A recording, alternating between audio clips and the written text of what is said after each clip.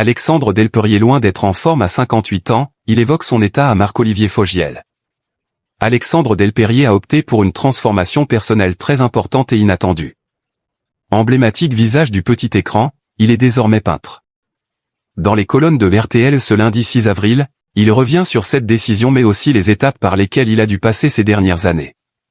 Loin d'être en forme, Alexandre Delperrier opte pour la transparence. Alexandre Delperrier a marqué les téléspectateurs.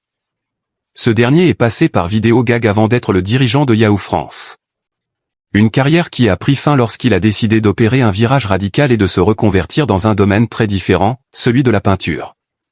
Face à Marc-Olivier Fogiel ce lundi 6 avril, l'ancien visage du petit écran a décidé de revenir sur sa carrière et plus précisément les nombreuses étapes par lesquelles il a dû passer ces dernières années.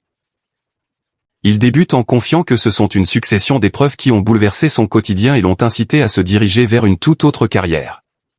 La vie, les soubresauts de la vie, assure Alexandre Delperrier avant d'en évoquer quelques-unes.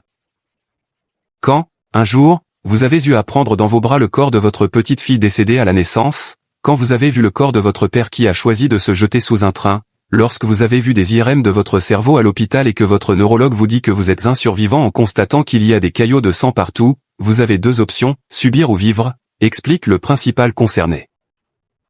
Des situations qui ont été très compliquées à vivre et Alexandre Delperrier confie avoir dû s'y adapter. Je n'ai pas choisi ces blessures de la vie, mais je n'ai pas choisi de peindre non plus. Ça s'est imposé à moi. Pendant plusieurs années, il explique avoir dû faire face au syndrome des antiphospholipides à la suite de plusieurs AVC. Je crée tout seul des caillots, ça veut dire que je peux faire des AVC à tout moment, ajoute ouvertement Alexandre Delperrier. Depuis 13 ans, il confie vivre avec cette menace, indiquant que la peinture a été très présente dans son quotidien. Il révèle même avoir travaillé dans l'ombre, avec le nom Arnaud Dumas, préservant ainsi une forme d'anonymat.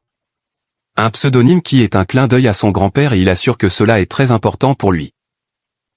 Ça me permet de dire, si certains n'arrivent pas à comprendre, que c'est autre chose. C'est un autre aspect de ma vie, déclare Alexandre Delperrier. La peinture, un véritable échappatoire pour Alexandre Delperrier. La peinture est devenue un véritable échappatoire pour le principal concerné. S'il était un habitué des mots, ne pouvant plus exprimer ce qu'il ressentait, il a choisi de le faire avec ses statues. De créer, de poser de la matière et d'inventer des couleurs, assure-t-il avant de poursuivre, je suis heureux, profondément heureux lorsque je peins. Je pleure beaucoup, mais ça me fait du bien. Alexandre Delperrier se souvient d'un tournage avec Manu Katché dans l'atelier du peintre Romain Nguyen, à Saint-Ouen. Il explique que c'est une expérience qu'il n'a jamais oubliée, confiant qu'elle a changé quelque chose en lui. Il achète du matériel, crée un atelier chez lui mais, pendant plusieurs mois, rien ne se passe. Un jour, il confie avoir eu le déclic qui a tout changé et en profite désormais pleinement.